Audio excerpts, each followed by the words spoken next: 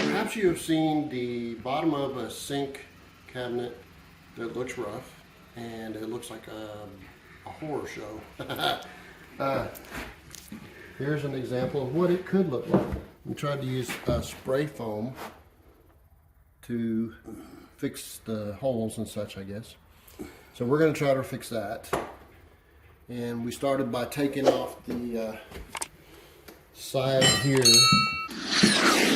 of the dishwasher area so we can maybe pull pieces in. We'll see. We're going to build it way better than it was built because they put it together with little bitty strips of wood, if you notice. And we're going to try to do better than that. Right there.